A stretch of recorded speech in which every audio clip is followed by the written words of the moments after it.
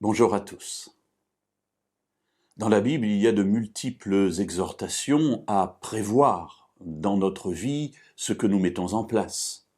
Cela nous permet de construire les choses de manière intelligente et de le faire en tenant compte des besoins, des problématiques de notre vie, des joies, des peines.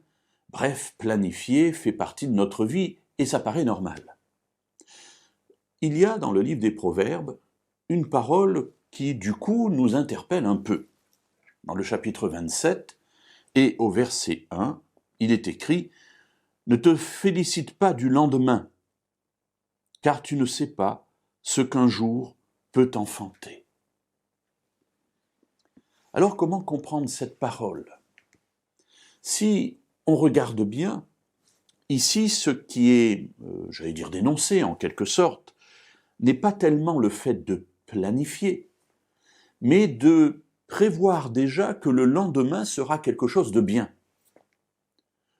Du style de ce que je peux prévoir pour le lendemain et me dire avec une quasi-certitude que la journée se passera bien parce que j'ai tout planifié, parce que j'ai tout prévu, parce que j'ai tout contrôlé, j'ai tout maîtrisé.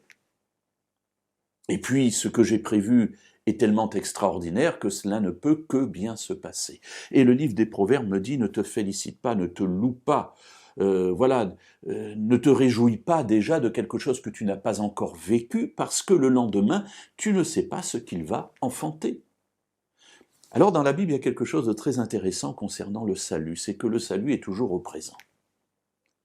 Effectivement, quand on considère un petit peu cette question, on se rend compte immédiatement que le passé ne m'appartient plus. Je l'ai vécu bien ou mal, j'allais dire peu importe. De toute façon, c'est trop tard, je ne peux plus rien y changer.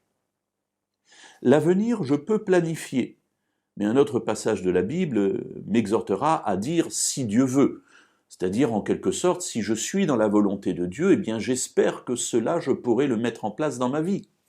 Combien de choses avons-nous prévues qui ne se sont jamais déroulées? Donc le futur ne m'appartient pas.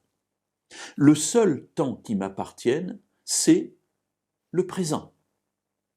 Aujourd'hui, maintenant, à cet instant, je peux choisir, je peux décider. Et face au salut, c'est toujours dans le présent que la décision se prend. Ce présent qui avance dans le temps, ce qui veut dire qu'à chaque instant de ma vie, je dois me poser la question de savoir si je suis toujours dans le salut de Dieu. Et effectivement, prévoir des choses pour le lendemain, mais sans en faire une vérité absolue, intangible, parce que le lendemain ne m'appartient pas. Alors oui, si Dieu veut, demain sera peut-être un bon jour, parce que j'ai fait, en mon âme et conscience, tout ce que je pouvais prévoir pour qu'il se passe bien.